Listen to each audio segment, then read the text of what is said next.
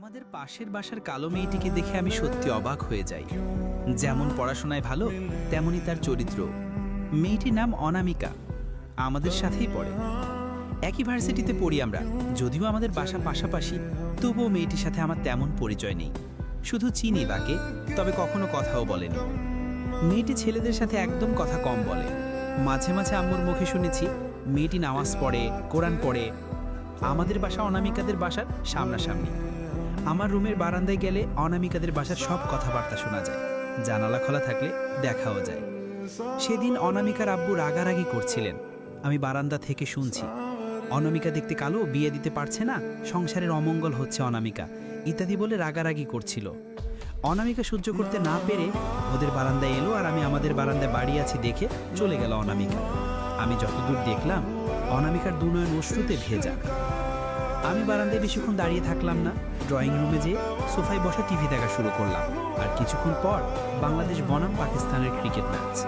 আমি আবার অনেক ক্রিকেট প্রিয়, বিশেষ করে বাংলাদেশের কোনো ম্যাচ দেখা মিস করি না, আর সময় পেলে খেলতে যাই। আমার পরিচয়টা দেওয়া হয়নি, আমি তাহসিন, জগন্নাথ বিশ্ববিদ্যালয় থেকে অর্থনীতিতে অনার্স করছি। অনামিকাও আমাদের সাথেই পড়াশোনা করে। আমার জানা মতে ওর কোনো ছেলে বন্ধু নেই। আজ অনামিকার সাথে ওর বাবা যে ব্যবহার করলেন তা দেখে সত্যি আমার কষ্ট লাগছে। আচ্ছা, কালো হয়েছে বলে কি এটা ওর দোষ? যদি অনামিকার দোষ না হয় তাহলে সবাই কেন দোষী বলে? আমি শুধু শুধু ভাবছি, আর না ভেবে আমি ক্রিকেট ম্যাচ দেখা শুরু করলাম। কিছুদিন পরের কথা, অনামিকাকে আজ ভার্সিটিতে দেখে অবাক হলাম। অনামিকা একটি ছেলের সাথে কথা বলছে আজ। ছেলেটি অনেক হ্যান্ডসাম, অনেক স্মার্ট। আমি দূর থেকে দেখছি। যাই হোক, ভালোই লাগছে, অন্তত একটা ছেলে বন্ধু হলো অনামিকার। কিছুটা হলেও একাকিত্ব কমবে। সেদিন ক্লাসে সবাই অনামিকাকে নিয়ে ট্রল করেছিল। আমি কিছু বলার আগেই হ্যান্ডসাম ছেলেটি এসে জবাব দিল। আমার ভীষণ ভালোই লাগছিল। অনামিকার পাশে দাঁড়ানোর মতো কেউ একজন আছে এখন। ক্যাম্পাসের ছেলেরা যখন সুন্দরী মেয়েদের নিয়ে ব্যস্ত ছিল, তখন ছেলেটি ব্যস্ত অনামিকাকে নিয়ে। দুইজনে একসাথে চলাফেরা দেখে সবাই অবাক হয়ে যেত। অনামিকা পড়াশোনায় অনেক বেশি ভালো ছিল, ছেলেটিকেও অনেক সাহায্য করছিল। ছেলেটির সম্পর্কে আমার জানার আগ্রহ হলো। যতদূর জানতে পারলাম, ছেলেটির নাম নেহাল, অনেক বড় লোকের ছেলে।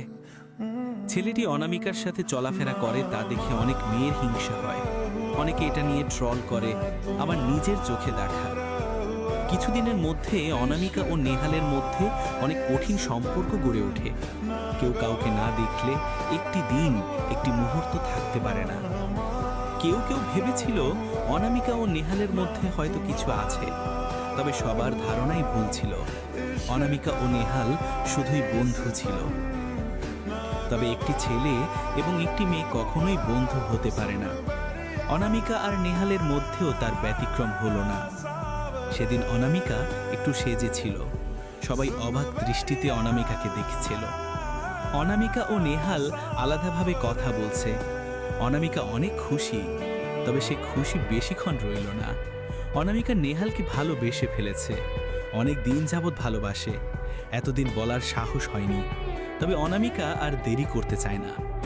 যদি নেহালকে অন্য কেউ ভালোবেসে আপন করে নেয়, তাই আজ অনামিকা সিদ্ধান্ত নিয়েছে নেহালকে প্রপোজ করার।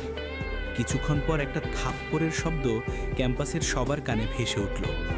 নেহাল থাপ্পড় দিয়েছে অনামিকাকে, এবং নেহাল বলল, কি ভেবেছিস তুই?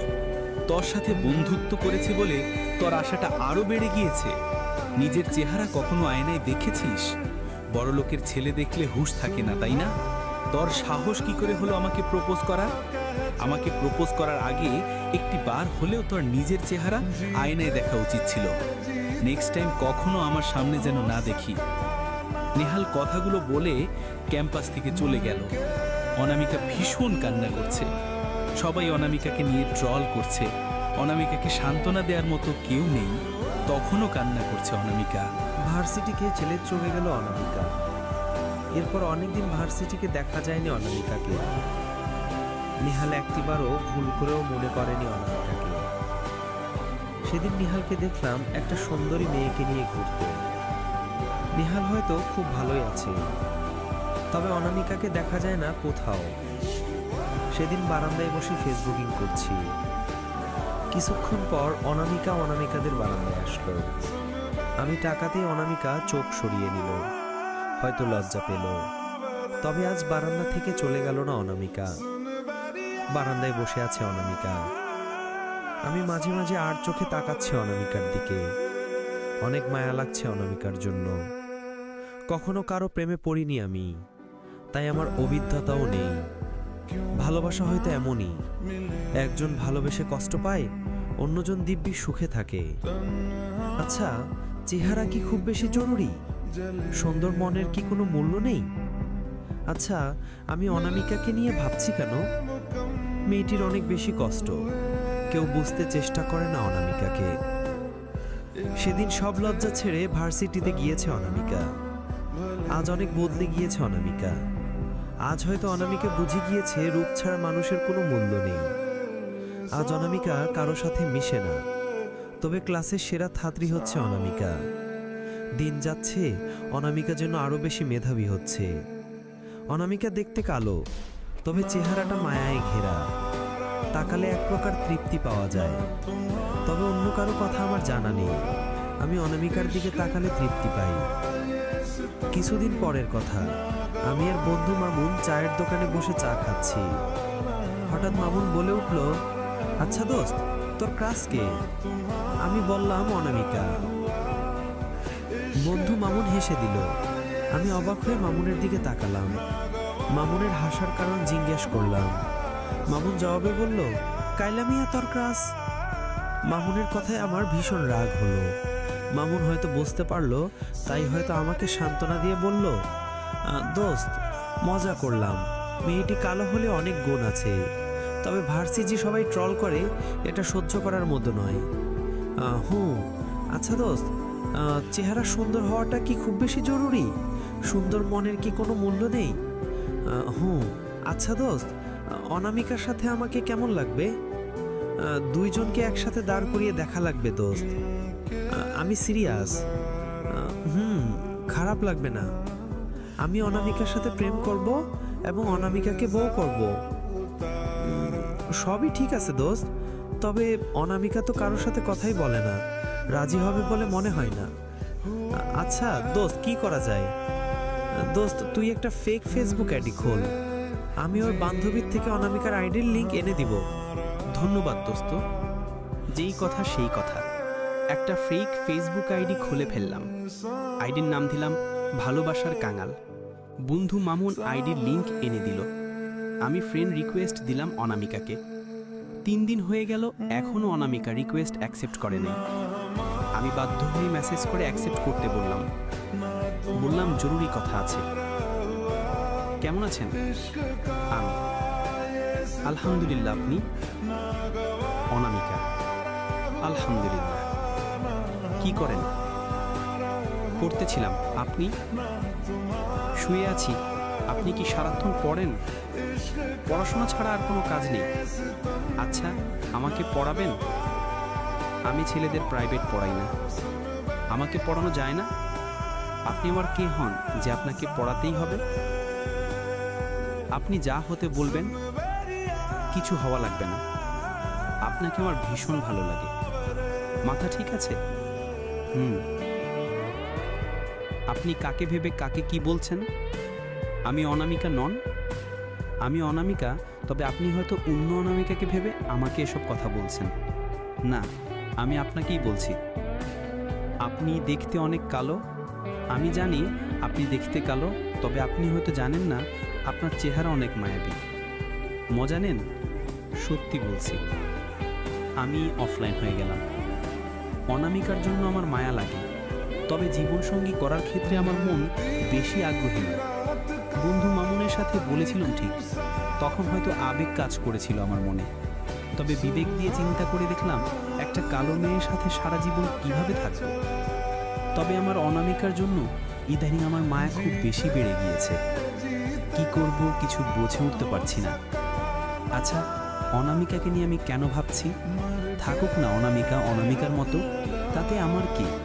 তবে জানি না কেন অনামিকার মুখটি বারবার আমার চোখের সামনে ভেসে ওঠে।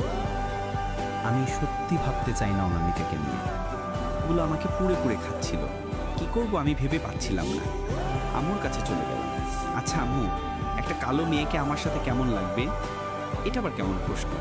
আম্মু, আমার জানা জরুরি, তুমি উত্তর দাও। শুন, তোর জন্য আমি একটা মিষ্টি লাল টুকটুকে বউ আনবো, একদম রাজকন্যার মতো দেখতে হবে। আমার ছেলে তো রাজপুত্রের থেকে কোনো অংশে কম নয়। আচ্ছা মা, সবাই যদি সুন্দরী মেয়েকে জীবন সঙ্গী করতে চায়, তাহলে কালো মেয়েদের কি হবে? কালো মেয়েদের কি হবে তা জেনে তোর কাজ কি? মাথায় কিসের ভূত চাপছে তোর? এই নে পানি খা। আমি পানি খেয়ে বললাম, মা, সবাই তো সুন্দরী মেয়েকে বিয়ে করে, আমি না হয় কালো মেয়েকেই বিয়ে করব। কিসের বিয়ে বিয়ে করছিস? আগে পড়াশোনা কর, তারপর লাল টুকটুতে বউ এনে দিব। এখন যা, মাথা ঠান্ডা কর। আমি রুমে যেয়ে বন্ধু মামুনকে ফোন করলাম। কয়েকবার রিং হওয়ার পর রিসিভ করলো মামুন। দোস্ত, একটা কথা বল মন থেকে। আমি, কি কথা? দোস্ত, মন থেকে বল, অনামিকাকে আমার জীবনসঙ্গী করলে কেমন হয়? দোস্ত, সত্যি বলতে ওই মেয়ে তোর সাথে যায় না। এই যুগে সবাই সুন্দরী মেয়ে দেখে প্রেম করে, সুন্দরী মেয়ে দেখে বিয়ে করে, তাহলে তুই এরকম করছিস কেন দোস্ত? কি হয়েছে তোর? দোস্ত, মেয়ের কি অভাব আছে? তোর মতো হ্যান্ডসাম ছেলের জন্য অনেক সুন্দরী মেয়ে অপেক্ষা করছে। তুই একটা সুন্দরী মেয়ে দেখে প্রেম কর, এসব কাইল্লামের কথা ভুলে যা। আচ্ছা দোস্ত, মেয়েটির জন্য আমার জন্য কেমন কেমন লাগে, সেজন্যই বলতেছি।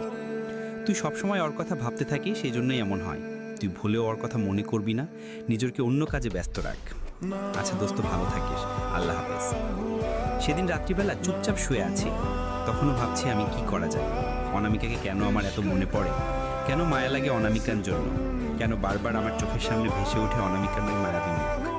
তবে কি সত্যি আমি প্রেমে পড়েছি অনামিকার? কিছু প্রশ্নের উত্তর মিলছে না, ভাবনাগুলো আমাকে শান্তিতে থাকতে দিচ্ছে না।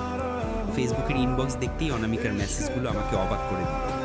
অনামিকার মেসেজগুলো ছিল, কি ব্যাপার, অফলাইন হয়ে গেলেন? আচ্ছা, আমি কালো হয়েছি, এটা কি আমার দোষ? যদি আমার দোষ না হয়, তাহলে কেন সব